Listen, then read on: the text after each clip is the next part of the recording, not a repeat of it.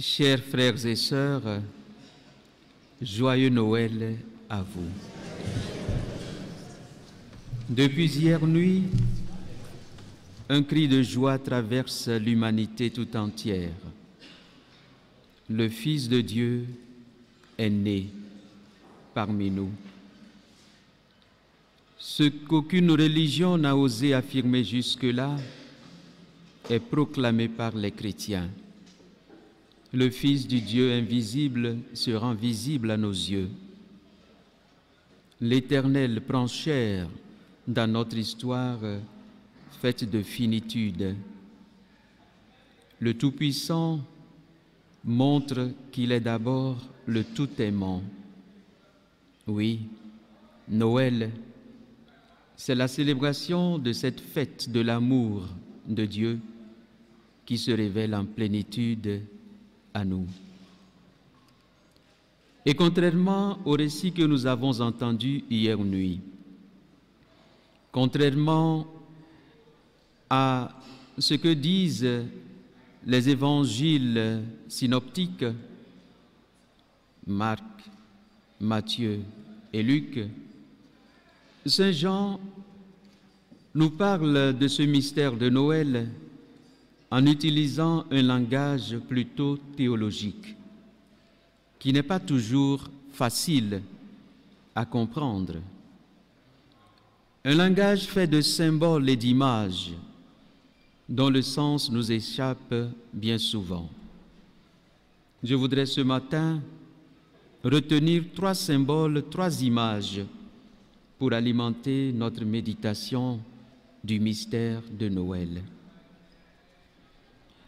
Le premier symbole que je voudrais vous proposer est celui du Verbe. Nous l'avons entendu dans le début de l'évangile de Saint Jean appelé le prologue ou l'ouverture de son écrit. Saint Jean nous dit ceci: au commencement était le Verbe, et le Verbe était auprès de Dieu, et le Verbe était Dieu. Et le Verbe se fait chair, et il habitait parmi nous. Cette expression au commencement nous rappelle les débuts de l'histoire humaine. Il y eut un commencement pour la création. Il y eut également un commencement pour le renouvellement de notre histoire. Au commencement était donc le Verbe. Mais que signifie le Verbe? Le Verbe, c'est la parole. Et le terme que nous utilisons est celui du logos, en grec. Le principe par lequel Dieu a tout créé. Au commencement était donc la parole créatrice. La parole que Dieu a utilisée pour faire toutes choses, la parole qui n'est personne d'autre que son propre Fils. Le Verbe s'est fait chair et il a habité parmi nous. Notez bien la différence. Nous les hommes, nous avons une parole. Nous prononçons des paroles. Nous ne pouvons pas dire que nous sommes une parole. Parce qu'en Jésus, ce ne sont pas seulement les mots qu'il prononce qui révèlent Dieu, c'est sa vie tout entière, c'est tout ce qu'il a fait, même ses silences, même sa manière de se comporter vis-à-vis de ses adversaires. Tout en Jésus est parole, est verbe. Et cette parole ne s'arrête pas à la crèche.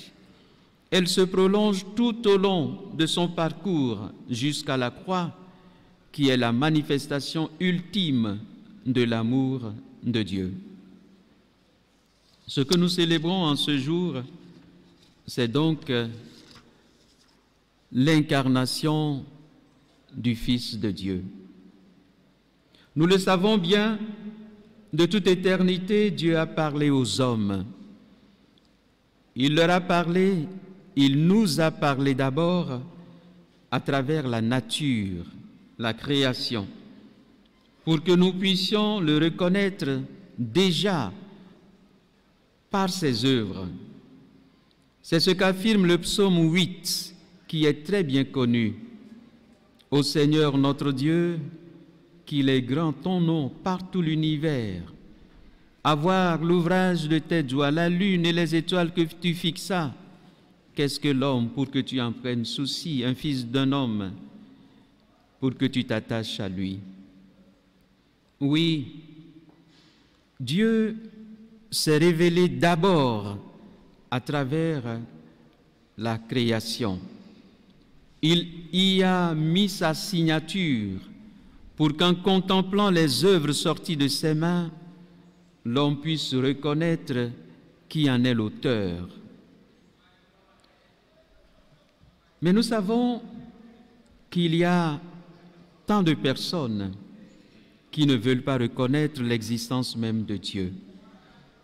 Et parfois, ils le disent avec beaucoup de sincérité, parce qu'ils n'arrivent pas à retrouver celui qui est au-delà, celui qui est au-dessus de tout ce que nous voyons. Ils s'arrêtent à l'expérience que peuvent procurer nos sens. Ils disent que la création n'a pas besoin de créateur. Mais le philosophe Parménide, bien des siècles avant Jésus, avait dit ceci: ce qui n'existe pas ne peut pas donner naissance à ce qui existe. Si la création existe, c'est parce qu'il y a aussi un créateur. La présence de Dieu se découvre donc tout d'abord à travers sa création.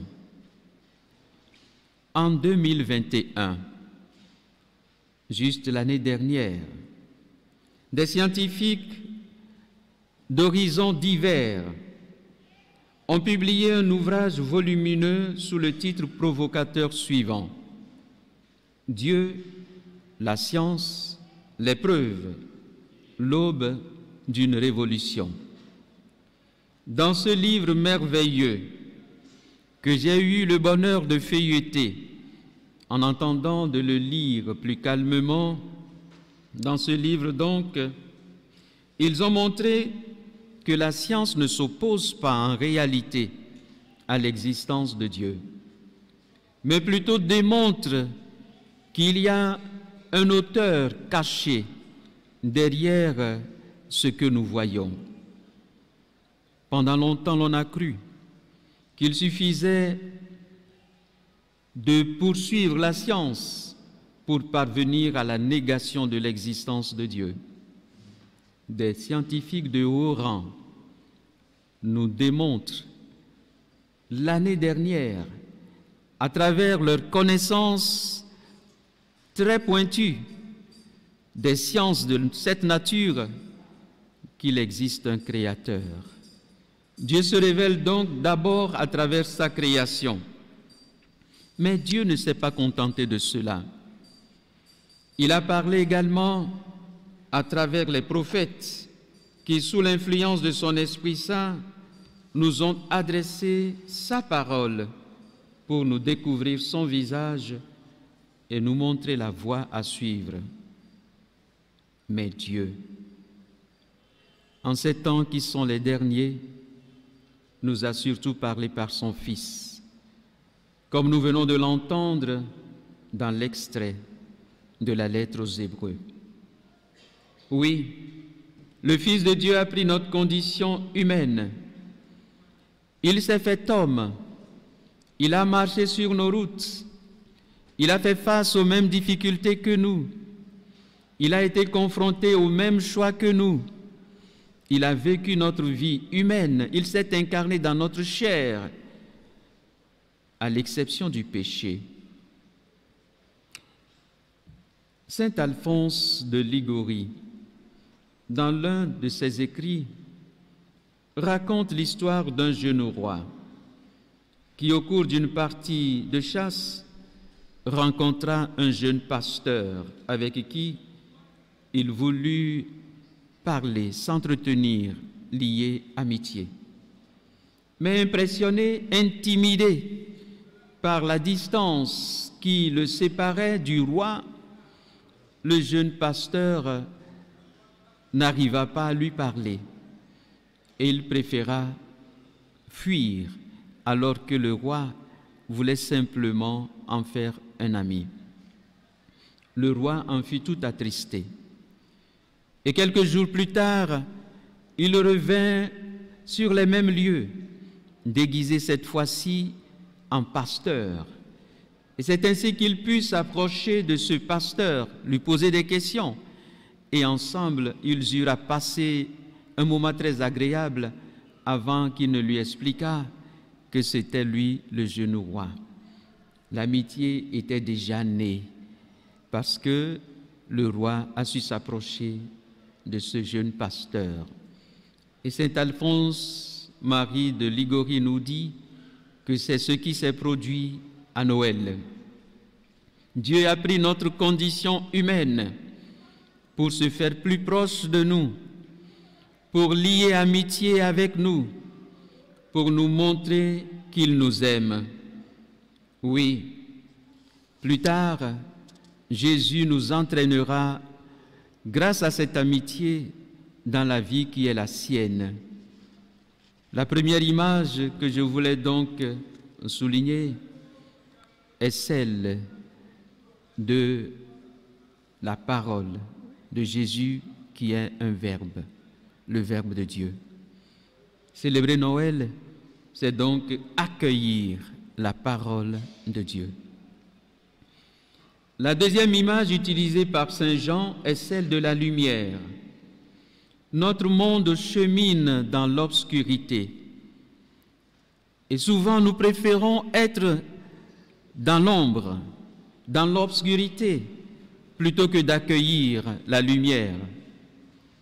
Un prêtre ami qui avait beaucoup fait pour son village, qui s'est beaucoup investi pour le développement de sa localité, m'a fait cette confidence avec beaucoup de tristesse.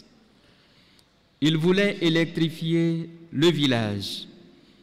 Et voilà que certaines personnes du village viennent le voir pour l'en dissuader, pour lui dire qu'il y avait des parties du village qui n'avaient pas besoin d'électrification, parce qu'il y avait des choses que les yeux ne pouvaient pas voir la nuit. Il en était très choqué, mais par la suite, m'a-t-il confié, il a réussi à électrifier tout le village et cela lui a valu des ennuis. Nous préférons parfois cheminer dans les ténèbres parce que nous ne voulons pas que nos œuvres soient connues. Chaque fois que nous dissimulons ce que nous faisons, chaque fois que nous ne voulons pas que les autres sachent les motifs de nos actions, chaque fois que nous empêchons ceux qui nous disent la vérité de parler, chaque fois que nous préférons agir dans l'ombre et poursuivre les mauvaises intentions que nous portons dans nos cœurs, nous confirmons cette parole de l'Évangile que nous venons d'entendre. La lumière est venue dans les ténèbres, mais les ténèbres n'ont pas accepté cette lumière. Je vais vous raconter une petite histoire assez amusante qui nous montre jusqu'à quel point nous voulons souvent agir dans l'ombre lorsqu'il n'y a pas de lumière. Il paraît qu'une fois, il y avait des enfants qui étaient attablés, qui étaient en train de manger ensemble dans un grand plat, un plat où il y avait beaucoup de morceaux de viande. Et chacun prenait, au fur et à mesure que le repas se faisait, chacun prenait un morceau jusqu'à ce qu'il n'en restât qu'un seul au milieu du plat. Tout le monde voulait le prendre, ce morceau de viande, mais ils avaient tous honte ou peur de le faire. Et c'est précisément à ce moment-là qu'il y eut une petite coupure d'électricité, juste quelques secondes. Je précise qu'ils étaient en train de manger avec des fourchettes.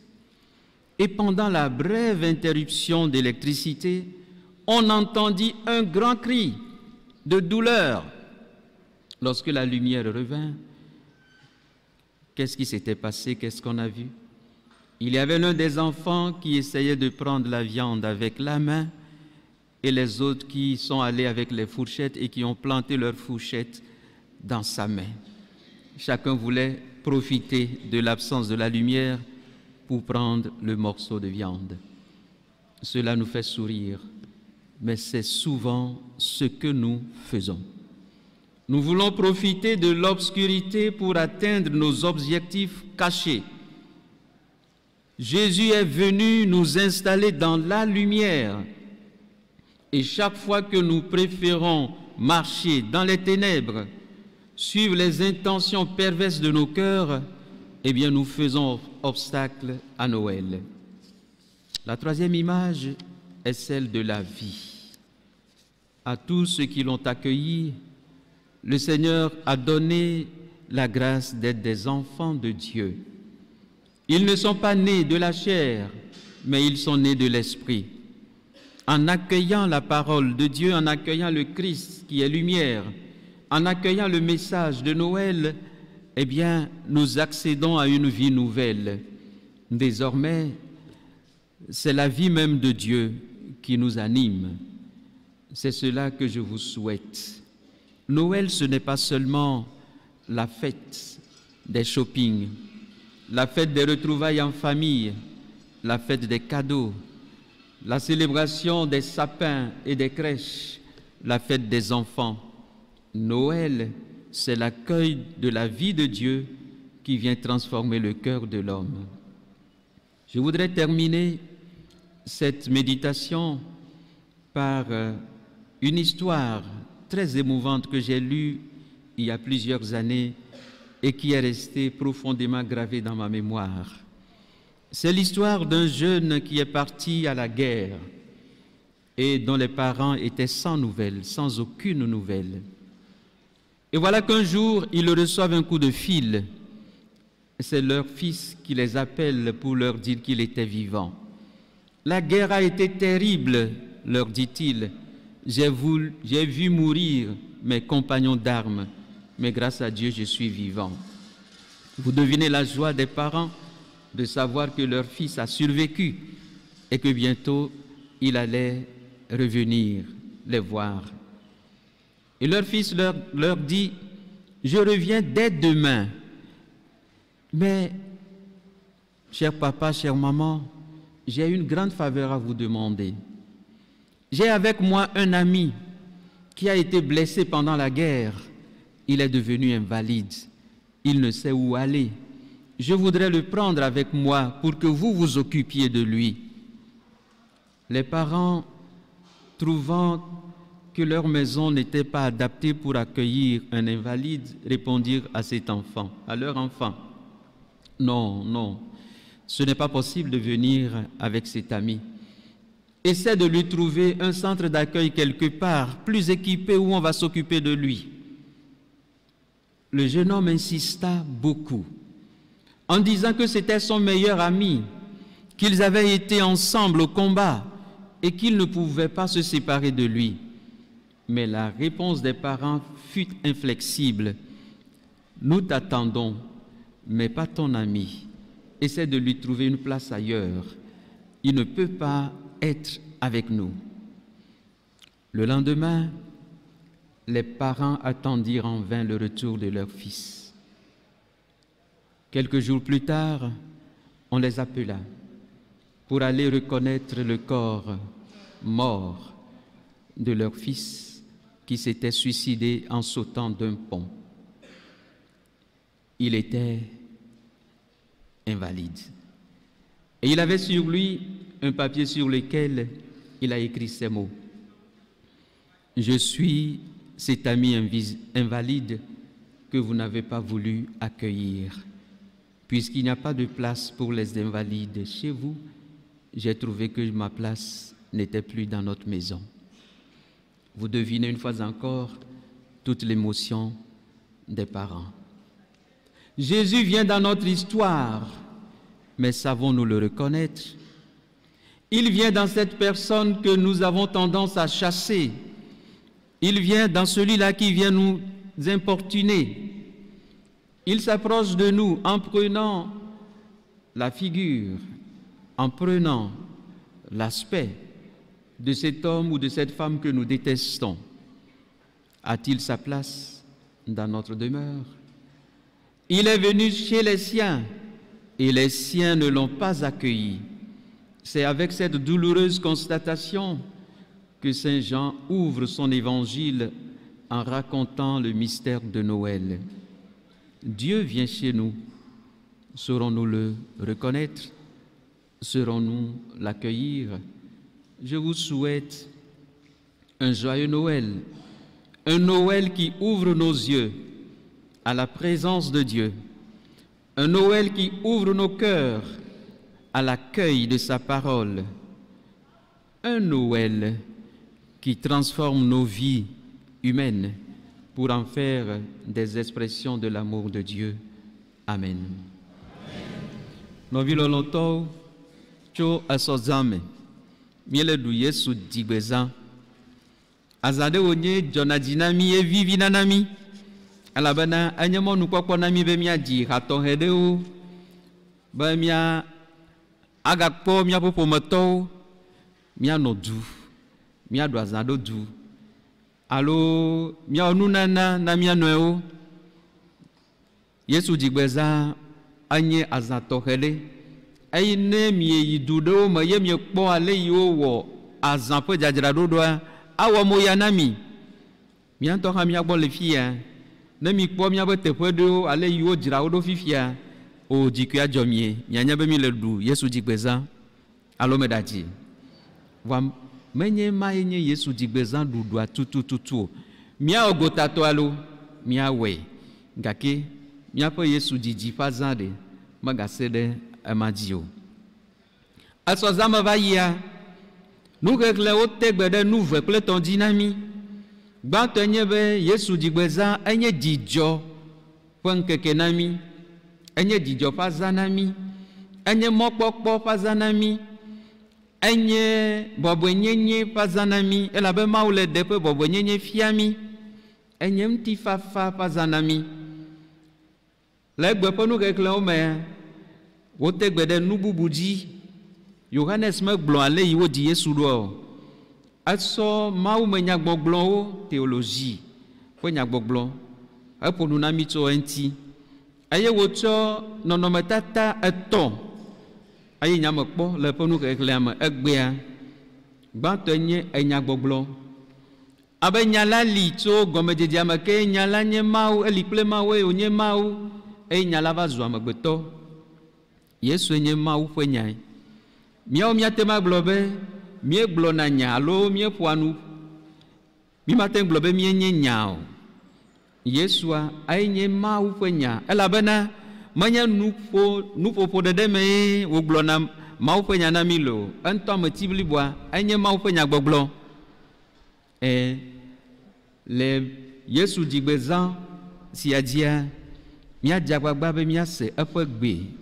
Enya yi wòtsɔ tso tɔa gbɔ be yeagblɔ na mia míase.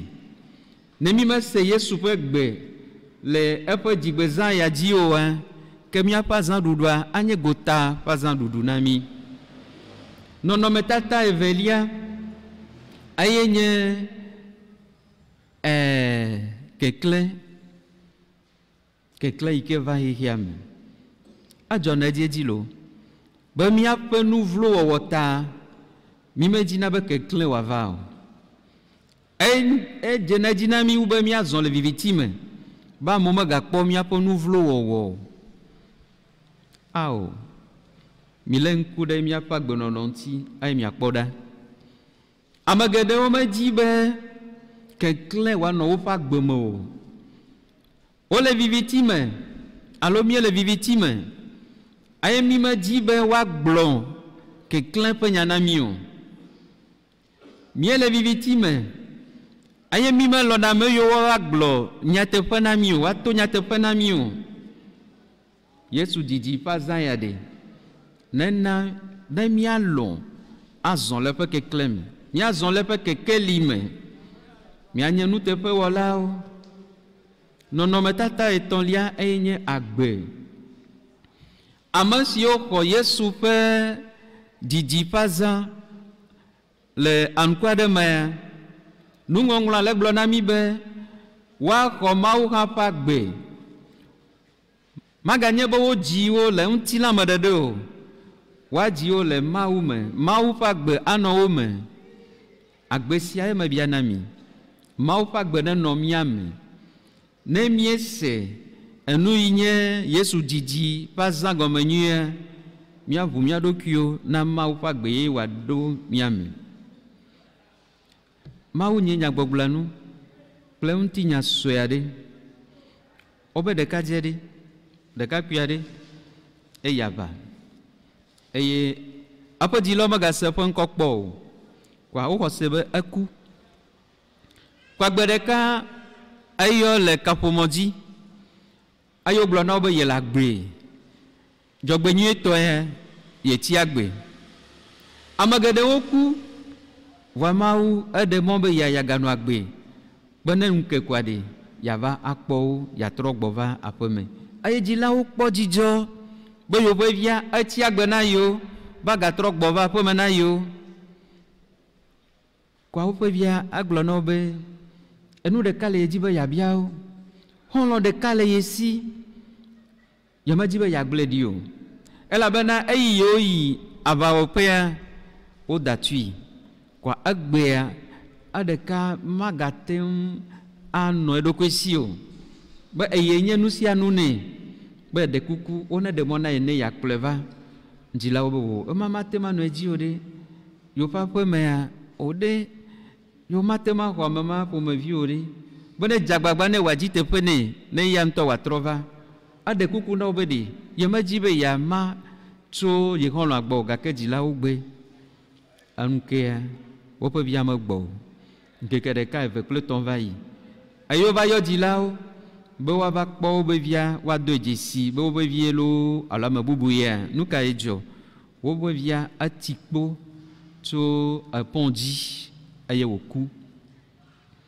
Eye wole ŋku ɖe ŋutia, wokpɔ be yewoƒe via nyemenya ne afɔ alo abɔ ɖeka ye megale esi o. Eya ye nye ame yi be nya wòle gblɔa. Eye ŋlɔ agbalẽ ɖe eye wokpɔ nene ƒe agbalẽa le eŋuti eye wòle gblɔ be ɖe esi wònye be teƒe mele miaƒe aƒe me na ame ƒomevi sia oa, nye ŋutɔe nye ame ƒomevi sia, ke teƒe mele miaƒe aƒe me nam o. Ye ta ye wòwu eɖokui ɖo. Nɔviwo, woɖi Yesu na mi. Yohanes le gblɔ na mi be eva wotɔwo dome, ke wotɔwo medzi be yewoaxɔe o. Yesu va na mia gbɔ, mi medzina be miaxɔe o. Elabe wɔna na mi be le nuƒo dom na mi ene. Ena mi megale vo o. Mi mate ŋu aɖu Yesu dzigbezã ne mi metsɔe ɖe mia ɖokuiwo dzi be miawo hã miadze agbagba be ame yiwo wava mia gbɔ, ame yiwo Mawu adɔ ɖo ɖa mia gbɔa, miadze agbagba be miate ŋu axɔ wo. Mawu va mia gbɔ adɔ mi ɖa be miawo hã miayi mia nɔviwo gbɔ. Mebia Christmas be azã nyui na mi. Mebia Christmas be dzɔgbenyuiwo na mi. Aƒetɔ la ŋutɔ nena eƒe dzidzɔ, eƒe mɔkpɔkpɔ, eƒe ŋutifafa, eƒe agbe woanɔ mía dometɔ ɖe sia ɖe me. Vɔ vevietɔa, ne ʋu míaƒe ŋkuwo ne míakpɔe ado dzesi le mía nɔviwo me. Amen.